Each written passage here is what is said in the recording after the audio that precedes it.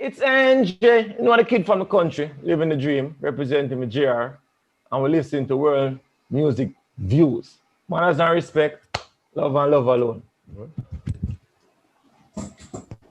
and NJ, respect. Yeah, man. blessings, boss. First of all, Bless. thank you so much for giving me access to Bolt for this interview. Yeah, And man, no problem, man. and thank you for being here on World Music Views. NJ, a lot of people see you, but they don't know who you are. You're very mysterious, like as Junior Gang said, it's part of my mystique. So you have a little mysterious aura about you. Where are you from? I'm from Trelawney. Grew up in a community called Reserve District. I joined in Sherwood.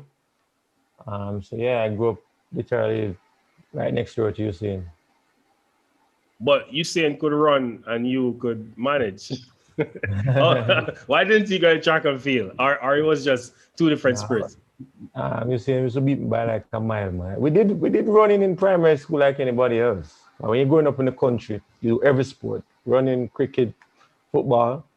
But my mom was very big on education, so and I wasn't as talented as Usain by no stretch of the imagination. Usain was always a sportsman. So, where did you educate yourself? You went to high school, college. Where did you go? Yeah, I went to William Nib. I am a trained teacher. I studied at Michael University Ah, College. me too, me too. Yeah, yeah, yeah. And then What did you study? history. So I'm big into the arts, history, sociology, literature, any type of those type of levels. I'm all into the arts. And then you were at the. Did you start to manage Usain when he got successful, or this Yeah, I was something started you managing idea? in 2009. Shortly after I finished school, I was in the States, and I'm his friend, best friend. So he was going through some things, and he asked me to come back home and manage him. Strange enough, I told him no like 100 times. I'm like, dude, go and find a manager, you know. But on a real, Usain has always believed in me, and he always encouraged me, and I took the job. I applied myself. I am obsessed with reading and study and knowledge, and I was patient with learning the craft. And my advisors like Glenn Mills and Ricky Sims really spent a lot of time studying the craft, and yeah, we grow. Yeah, man. So yeah, when you manage a brand like you saying, it's people are love the energy. So as I say, I spent a lot of time reading, doing different courses, and understanding the craft. Do you consider yourself a sports manager or an athlete manager? What's your title? Manager, because I oversee all aspects of your in life, finance to IP to real estate, sports. Now we move on from sports. So yes, I started to work with him as his manager as an athlete, and we have transitioned to the next phase now, which we're doing all various type of things. What is the value, the current value of the Usain Bolt brand? All things considered. The brand is growing, and we're very thankful for what the Almighty has blessed us with. We are very understanding and cognizant of the role that Usain plays in exporting brand Jamaica. Usain epitomizes that. And we just continue to work feverishly. He has spent 18, 20 years building this brand, and we just now transition into different aspects. I don't necessarily want to speak at the exact money value on that, but we are big in creating generational wealth and ensuring that our children, nephews, nieces, uncles, everybody can, live better. As I say, we're from a rural environment. We had to work to change, certain status of our lives. So now we're just trying to do that, ensuring that our children can grow up and have a different experience than what we had. Not that our experiences were anything was wrong with it, but just that they can, we don't have to worry about anything. If they want to take a gap year from school, we can facilitate that. So your job is to oversee the Caribbean's most successful athlete. Do you get nervous with that, like My with your job is decision making? no, because I'm a person that believes in the process. I don't sell stocks and bonds, so I don't do anything in rush. I have a system in place I have a good balance and check system in place. I spend my time reviewing, studying. As I say, we have lawyers, we have business partners, we have industry leaders, and I'm not afraid to say if I don't know, I don't know. JR say, hey NJ, what is this? I don't know. It's better I say I don't know than try to embarrass myself and say I know. So I'm always one seeking the knowledge, always inquiring, always trying to grow, always just trying to be a better person, manager overall. So there's no limit to what where we put ourselves in. Like we know we're doing music, and that's a whole different adventure. And that's the luxury of working with Usain. 1 minute it could be real estate, next minute it could be IP, no in music. So there's no limit as to what we want to push. As I said, Usain epitomizes brand Jamaica. So anything that is Jamaica, Jamaican, look out that some point in the future we might endeavor in it. So Jamaica make things cool. Usain makes things cool. Will Puma come on the other side, the non-athletic side, and endorse Usain the artist Well, Usain has a lifetime partnership with Puma. as an athlete? Usain have a lifetime Uh, partnership with Puma. It's not predicated on being an athlete. Usain will always be oh, an I didn't athlete. know that. I didn't know that. This is news to World Music Views. Usain will always be an athlete. His fame has been structured out there, but if you even with the music, it's an expansion of the lifestyle brand. So as you transition, there are certain limitations with sport, especially track and field. You're on TV 3 months a year. So just imagine that even during the pandemic, Usain is not competing. His brand was still very active, creating news in various ways. That's how you transition to lifestyle. So people want to create whatever you do. So yes, right now you say probably have a social imprint of say, for example, 50 million people. You're trying to thank those people for the support and transition them to 10% of those people, for example, start to create his music. It's a success. So, but what how you do that is by consistency. Is he just bored while he's doing this, or is it just something that he's really passionate about?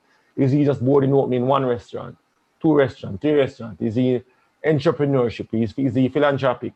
So once you show people the authentic side of you, which you're saying is a very authentic youth, we're authentic country that does try to present that flavor and poise and style to the world, consistent will result in people say, okay, we can be with this. And opportunity always needs preparation. And we are people who have been preparing ourselves for various aspects of life and what things can come at us. Bolt is the best in the world at what he does. So is LeBron James in America, right? And LeBron also has a lifetime deal with Nike, and Bolt has the same with Puma. Do you think Bolt gets the same treatment in terms of payment, in terms of brand valuation? Give thanks to our parents. We are not somebody that sits and worry about what others are getting. Sometimes what you get, you have to cherish it. Yes, there are limitations to track and field. There are limitations to even living in Jamaica. For example, a LeBron signs a deal with a telecommunication company. He's proving that to 4 million people, 400 million people in the US. You stay inside the same deal is 3 million people. So the fee and the budget is going to be different. But we don't worry about what our next man is getting or what the value of our next man is. We cherish what we have. We seek to appreciate what the Almighty has given us and try to build and leverage to grow on it. Because if you do that, you're never going to be happy because somebody's always going to be getting more than you. So it's aspirational to see what is happening out here in the world. And we take what we can take from it. But we're not here sitting down saying, LeBron, this is different from that. Because at the end of the day, you do numbers, it's a numbers game. And the metrics are different. So we just try to appreciate what the Almighty has given us and just focus on us. As you said, Matter said, anything is possible, don't think limits. Is he gonna act? Movies, films. Anything is possible, don't think limits. Are you gonna manage more athletes? Or are you saying is it for your lifetime? I'm a part of the racers group. We support in that way. The truth be told, that Usain portfolio is so big and it requires me to oversee all aspects of it. We have business managers, we have lawyers, but I am the buffer between Usain and everything. So yes, I do use spare time to assist, but I officially don't really work with anybody else. We more expand Usain portfolio and assist in other ways that we can. And you decide you're gonna be a singer, and Um, of I the didn't jump, yeah. decide. I didn't decide.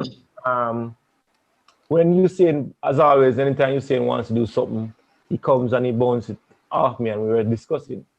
And we had a cousin, he has a cousin that loves to make beats, and he wanted to get an imprint into the music. And when we were going to bring a champagne in the market, I like what I said to the company, what better way to introduce the product than from a lifestyle perspective. So we created the Olympia Rose Rhythm as a celebration and introductory purpose of bringing the champagne here.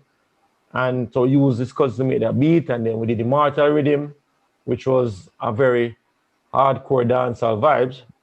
And then the cousins said he was still experiencing, people, his bold cousins, and probably not really take him serious.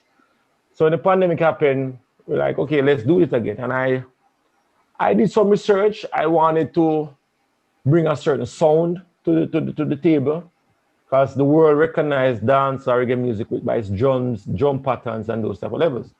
So I told his cousin Raja, let's go and create, for example, this type of beat. He went and studied Dave Kelly's The Suckles of the World, and he came up with the current clockwork with him. So we did clockwork with him, found it, and I came and I played it for the team. And I might have felt that the response wasn't what I wanted.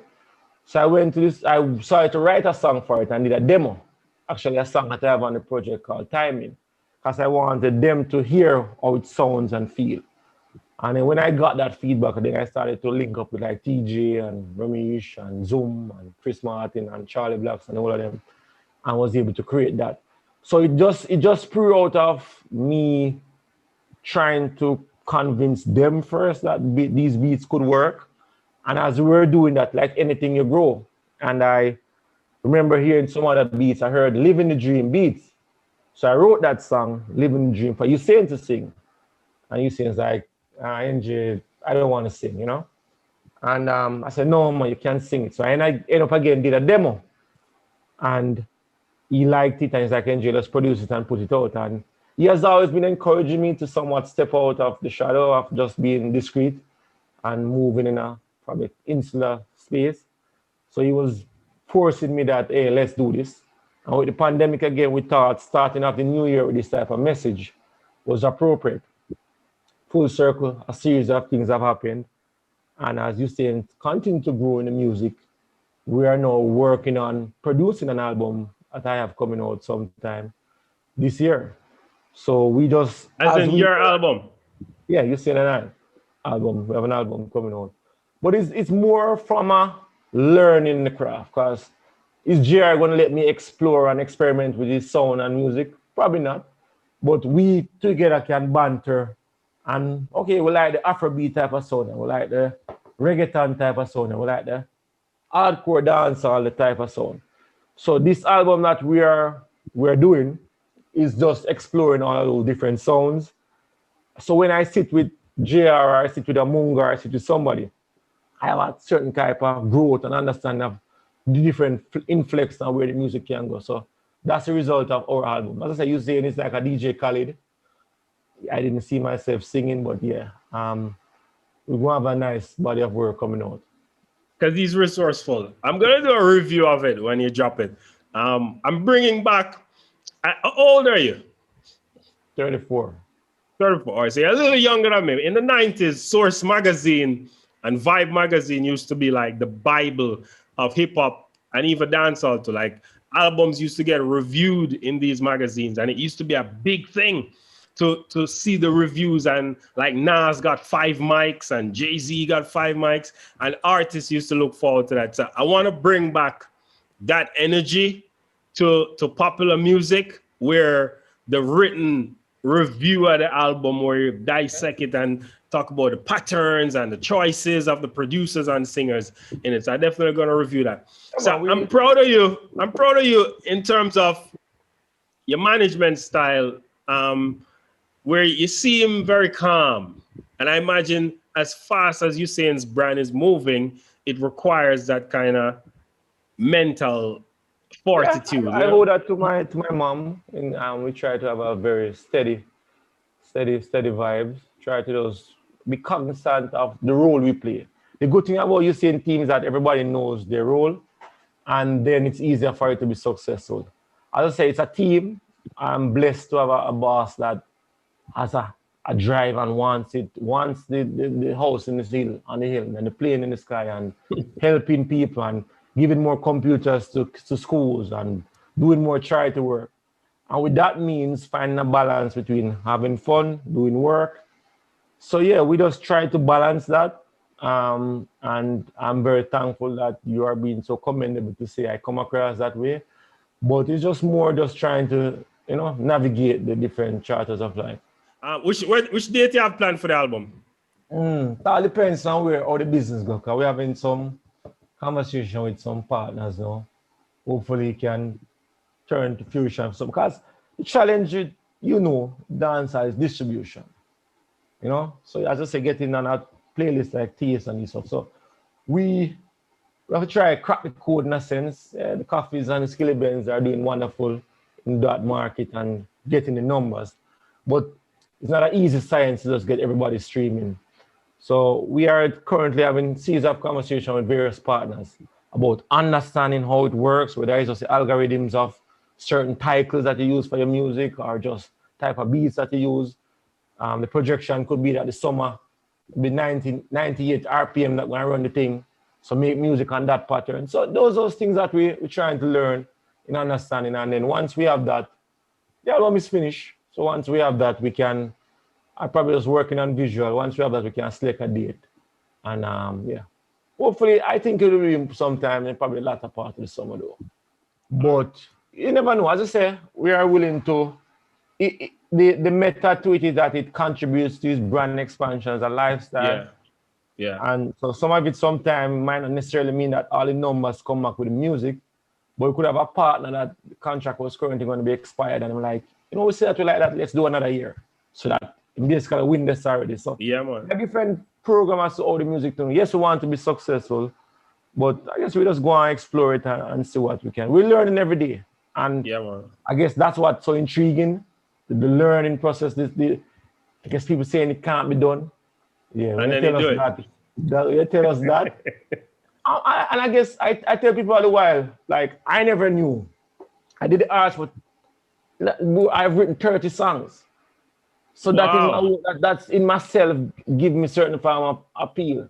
But then when my son songwriters and he want voice too, And I said, Dad, hey, Dad, let's go on the computer. And so even the bonding I get from that, bro, the reward that I've gotten from this is, the numbers might not reflect it, but sometimes life is even more than that, is it?